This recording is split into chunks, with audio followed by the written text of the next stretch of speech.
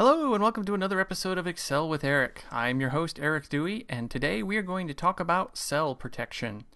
Now there may come a time when you're going to have your spreadsheet go to somebody else and they're going to enter in data on it, but you don't want them to mess up any of the formulas that you've set up, and that's where cell protection comes into play. You can protect certain cells and prevent anybody from entering anything in unless they know the password. So let's take a look at how that works. So here we are with our sheet, and there are two sections to it. The first section is where our data is, and then this section is going to be where we want to calculate the P ratio and the flux for Crichton's wormhole data.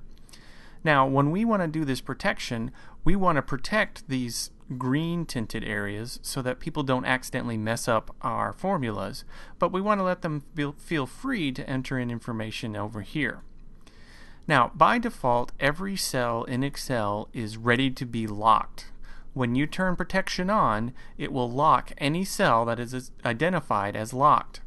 And by default, they're all of them. So the first thing you need to do is unlock the cells you want to allow people to change.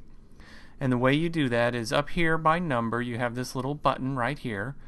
You click on it, it will bring up your Format Cells box, and you'll notice there's a tab here called Protection. And you can see that this is locked. Now we've selected A3 through B16, so we're going to unlock that area. So uncheck locked and choose OK. Alright, now all we've done is say that this stuff is going to be allowed to be changed when we turn on protection, but we haven't turned that on yet. Now let's go ahead and turn it on. We'll click on the Review tab, and you'll see right here a button that says Protect Sheet. Click on that. Protect worksheet and contents of locked cells. So when that's checked and you choose OK, then the locked cells cannot be changed, which remember are every single cell in the spreadsheet except for the location and values that we had highlighted earlier. You can put in a password if you want. If you don't put in a password, Protect Sheet's going to turn into Unprotect Sheet, and so anyone can just click on that to unprotect it. If you put a password in, make sure you remember it, although I will point out that you can, as long as Select Lock Cells is checked, you can copy and paste stuff that's protected and put it into an unprotected worksheet and move on from there. I'm going to leave password off. Well, we'll put a password on. Why not?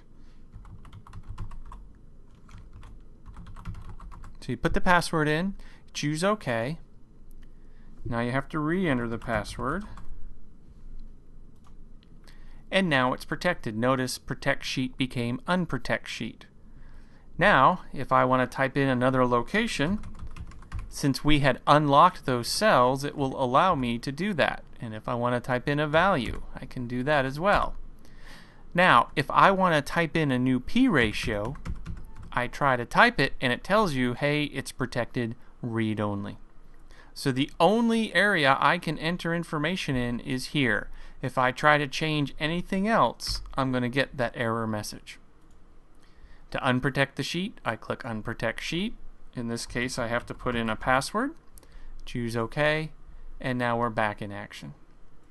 And that's all there is to protecting your worksheet.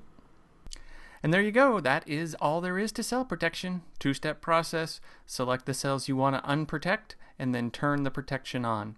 Remember that it is possible to select protected cells, copy that, and paste it into a brand new worksheet, and then do whatever you want to with it. So it's not a way to prevent people from seeing things, it's just a way to prevent them from changing them. I'm Erik Dewey. I appreciate you watching this video, and look for more Excel with Erik.